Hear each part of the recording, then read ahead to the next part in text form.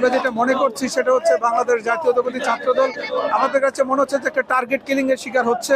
18 এবং 19 সেশনের শিক্ষার্থী বাংলাদেশ জাতীয়তাবাদী ছাত্রদল স্যার A.F. মন্ডলের সাহিত্য প্রকাশনের সম্পাদক শাহরিয়ার আলম শাম্য গত জুলাই এবং আগস্ট মাসের একজন রাজপথের বীর যোদ্ধা, সম্মুখ সারিদের থেকে তিনি এই ছাত্র জনতা থেকে নেতৃত্ব দিয়েছেন।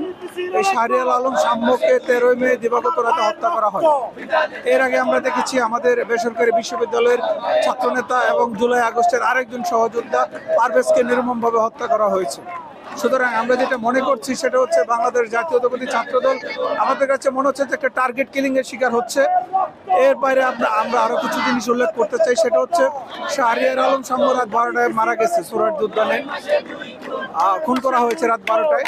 সকাল 6টার আগে সেখানে পুলিশ যায় নাই, সকাল 8টার দিকে সেখানে ফরেন্সিক টিম গিয়েছে। তো আমার কাছে মনে হয় যে দীর্ঘ 8 ঘন্টার সময়, এই সময়টার প্রশাসনের উদাসীনতা আমরা স্পষ্টভাবে দায়ী করছি। আজকে 9 দিন হয়ে গেল, এখনো কিন্তু শাম্য হত্যার যেই প্রকৃত অপরাধী তাদেরকে আইডেন্টিফাই করতে পারেনি প্রশাসন, এবং বিশ্ববিদ্যালয়ের প্রশাসন থেকেও এখন পর্যন্ত কোনো বিবৃতি আমরা পাইনি। সুতরাং আমরা যেটা মনে করছি, যেটা সাসপেক্ট করছি, সেটা হচ্ছে শাম্য হত্যার বিষয়টা প্রশাসন হয়তো এড়িয়ে যেতে চাচ্ছে। এটা রাষ্ট্রীয় প্রশাসন এবং বিশ্ববিদ্যালয় প্রশাসন দুই জায়গা থেকে গাফলতি আছে, তাদের একটা উদাসীনতা লক্ষ্য করছি।